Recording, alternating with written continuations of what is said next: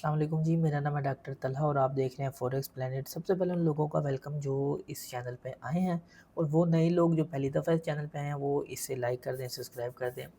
तो बात करते हैं जी गोल्ड की, और एक दो मेथड और है जो गोल्ड में बहुत ज़्यादा प्रॉफिटेबल है तो वो एक कॉमन सा मेथड है जिसे हम ब्रेकआउट कहते हैं और एंगल्फिंग कहते हैं। ये दोनों मेथड फॉरेक्स में गोल्ड में बहुत ज़्यादा कामयाब है। इसकी मिसाल मैं बिल्कुल आपको ऐसे देता हूँ कि हर बंदे को लगता है उससे ये आते हैं, लेकिन जब भी वो इन मेथड पे ट्रेड लेता है तो उसकी ट्रेड कामयाब नहीं होती, और बाद में वो कहता है कि ये मेथड ही नहीं ठीक, ये मेथड ही मनहूस है, मैं जब भी इस पे ट्रेड लेता हूँ तो मेरा लॉस होता है, जबकि वो एक परफेक्ट मेथड से ट्रेड नहीं ले रहा होता। देखें, एंगल्फिंग मेथड एक ऐसा मेथड है जो आपको कम ट्रेड करवाएगा लेकिन प्रॉफिटेबल ट्रेड करवाएगा। अब बात करते हैं, शुरू करते हैं जी गोल्ड से। देखिए, गोल्ड का चार्ट आपको आपकी स्क्रीन पे नज़र आ रहा होगा। तो सबसे पहले उन लोगों को मुबारक हो जो ऊपर से अपनी टॉप ऑफ दी, आप समझ लें, गोल्ड को होल्ड करके बैठे थे कि कब वो ऊपर आए। अगर गोल्ड ने इस दफ़ा उनके साथ की वैसे ज़्यादती है, बहुत बुरी तरह। आप देख लें, मार्केट गिरती गई, रीटेस्ट आ ही नहीं था रहा। मतलब कुछ लोगों को, आप समझ लें, ट्रेड करने का मौका ही नहीं मिल रहा था, एंट्री पॉइंट ही नहीं मिल रहा था कि कहाँ से वो बाय करें, कहाँ से वो सेल करें। बायर्स तो ज़लील रुसवा होके रह गए हैं, लेकिन सेलर्स वाले जो स्कैल्पिंग करते हैं, जब बिल्कुल मार्केट देख के अपना इरादा बदल लेते हैं, उन लोगों ने इस टाइम पे बहुत अच्छा कमाया होगा। तो मुबारक हो उन लोगों को, फाइनली उनकी ट्रेड निकलने वाली है, बस थोड़ा सा टाइम रह गया अब इंशाल्लाह। अच्छा जी, एंगल्फिंग मेथड होता क्या है? मान लें हमारे पास एक रेड कैंडल है और वेरी नेक्स्ट हमारे पास एक ग्रीन कैंडल बनती है, ठीक है। अब ये मेरे पास एक रेड कैंडल है और एक ग्रीन कैंडल है। ग्रीन का मैं कलर ग्रीन कर देता हूँ। एंगल्फ का मतलब होता है जी खा जाना, ठीक है। इसकी मैं आपको सादा ज़ुबान में अगर एक मिसाल दूँ तो वो बिल्कुल ऐसी ही होगी कि चूहा जो है, बिल्ली जो है वो चूहे को खा जाती है। तो क्या होता है जी, कैट ने माउस को एंगल्फ कर लिया, सिंपल खा लिया।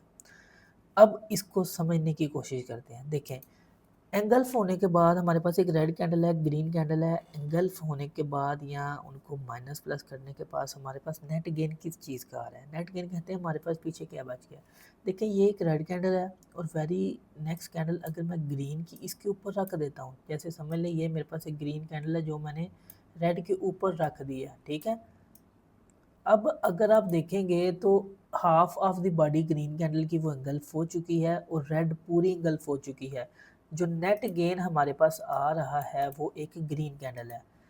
जिसका नेट गेन आएगा एंगल्फिंग मेथड में वो मेथड बन जाएगा और उसी डायरेक्शन में आपने ट्रेड लेनी है। जैसे हमारे पास ग्रीन कलर आ रहा है तो ये एक बुलिश एंगल्फिंग पैटर्न है, ठीक है। इसे हम ब्रेकआउट पैटर्न भी कहते हैं, लेकिन दोनों में थोड़ा सा डिफरेंस है। मैं दोनों चीज़ें इंशाल्लाह आपसे क्लियर कर दूंगा। अच्छा जी, एंगल्फिंग पैटर्न जब तक रीटेस्ट नहीं करता, रीटेस्ट या रीट्रेस नहीं करता, तब तक ये एक फ़ज़ूल मेथड है। फ़ज़ूल मेथड कैसे है उसका भी आपको समझाते हैं। देखें, अब मैं आपको दिखाऊँ, यहाँ पे हमारे पास एक मिनी रेजिस्टेंस ज़ोन था, ठीक है। मार्केट आई और वहाँ उसने एक स्ट्रॉन्ग बुलिश एंगल्फिंग पैटर्न बनाया, लेकिन रीटेस्ट नहीं किया। देखिए, यहाँ पे रीटेस्टिंग नहीं है, तो ये ऐसी मनहूसियत लगी कि मार्केट अपने उस पॉइंट को भी ब्रेक करके नीचे चली गई। रीटेस्ट होना मतलब एक मेथड पूरा होने के बराबर है। अब मैं आपको बताता हूँ वहाँ जहाँ पे रीटेस्ट हुआ था वहाँ मार्केट ने क्या किया। देखें, सिंपल सी बात है, यहाँ पे हमारे पास ये एक सपोर्ट लेवल था, ओके।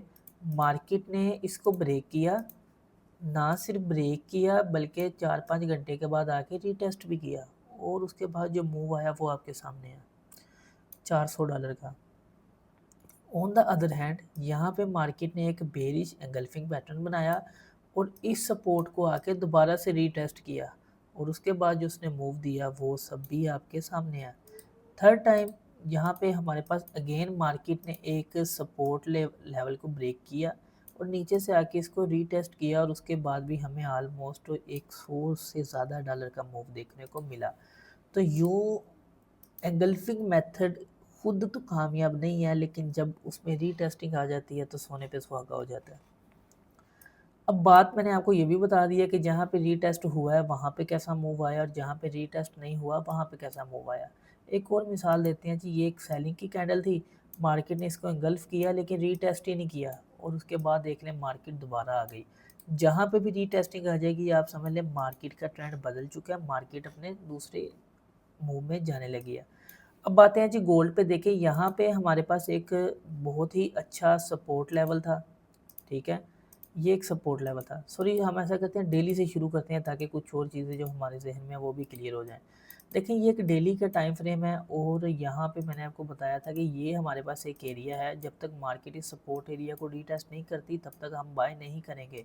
और आपको याद होगा मार्केट तब 4800 पे थी और मुझे याद है 2 या 3 कमेंट आए थे कि ये तो पागल है, 4000-3900 के ख़्वाब देख रहा है, गोल्ड कभी इतना नीचे नहीं आएगा। देखिए जो चीज़ बगैर पर के ऊपर जा रही है वो नीचे भी उससे ज़्यादा स्पीड से आई है। ओके, सो यहाँ पे हमारे पास एक मेथड आ गया है जी सपोर्ट का और यहाँ पे हमारे पास आ गई है जी एक ट्रेंड लाइन। वैसे तो ट्रेंड लाइन बहुत ज़्यादा प्रॉफिटेबल नहीं है, लेकिन कभी-कभार ये आपको अच्छा प्रॉफिट दे देती है और मार्केट का ट्रेंड बता देती है। अब ये हमारे पास एरिया आ गया और हमारे पास जो ब्रोकन सपोर्ट एरिया है वो है जी ये वाला, ठीक है? ये हमारे पास एक ब्रोकन सपोर्ट एरिया है जिसे मार्केट ने रीटेस्ट किया है, लेकिन यहाँ से वो दोबारा एक स्ट्रॉन्ग पॉइंट के तौर पे नज़र आ सकती है, क्योंकि यहाँ से लास्ट टाइम भी मार्केट गिरी थी और यहाँ से मज़ीद 2 दफ़ा मार्केट और गिर चुकी है। तो ऐसा करते हैं कि हम अब जाते हैं जी H4 के अंदर और यहाँ पे आप देखेंगे जब आप H4 में आएँगे तो बहुत सी चीज़ें यहाँ पे भी आपको क्लियर हो जाएँगी। अब मैं आपको दिखाता हूँ, यहाँ पे सपोर्ट भी आ रही है और रेजिस्टेंस भी आ रही है। अब ये 2 ज़ोन्स हैं, सबसे पहले तो गोल्ड ने क्या करना है कि इन ज़ोन्स के अंदर ही मूव करना है। जब तक वो इन ज़ोन्स के अंदर रहेगा हमारे पास सेलिंग और बाइंग दोनों आती रहेंगी। अब यहाँ पे क्या हो सकता है कि मार्केट ने एक ये एंगल्फिंग पैटर्न बनाया, ना सिर्फ एंगल्फिंग पैटर्न बनाया, यहाँ से आके इसको रीटेस्ट भी किया। अब ये रीटेस्टिंग एक बहुत ही प्रॉफिटेबल बन चुकी है और स्ट्रॉन्ग बन चुकी है। आपका स्टॉप लॉस हमेशा रीटेस्ट के ऊपर वाली कैंडल या रीटेस्ट के नीचे वाली कैंडल पे होना चाहिए, जो कि कभी हिट नहीं होगा।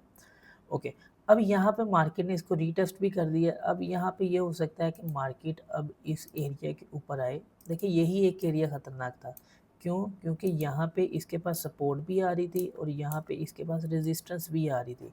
तो ये एरिया ब्रेक हो चुका है, तो दोबारा हमारे पास आ जाता है ये मिनी सपोर्ट एरिया, जो कि है 4140 के ऊपर। अब मार्केट क्या करेगी, या तो दोबारा इस पॉइंट पे रीटेस्ट आके करेगी और देन ये बाय चली जाएगी, या मार्केट डायरेक्ट ही इस पॉइंट पे जाके ब्रेक करके इसके ऊपर होल्ड करके बाई चली जाएगी। दोनों पोजीशंस में हमने करना सिर्फ बाई ही है।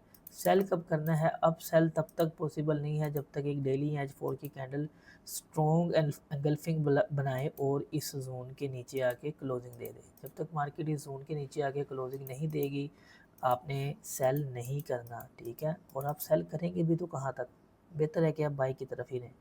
बाकी अगर यहाँ से अब मार्केट आपको सेलिंग देती है तो आप 3700 की तरफ जा सकते हैं, अदरवाइज़ आपने यहाँ से अब ऊपर की तरफ ही जाना है। तो यहाँ पे एक ट्रेंड लाइन हमारा टारगेट होगा और दूसरा टारगेट होगा हमारा जी मेन रेजिस्टेंस लेवल। ये 2 लेवल हैं जहाँ पे मार्केट बहुत अच्छा रिएक्ट कर सकती है और एक अच्छा प्रॉफिट बना के दे सकती है। वीडियो अच्छी लगी हो तो फॉलो करना ना भूलें। ख्याल रखें। अल्लाह हाफ़िज़।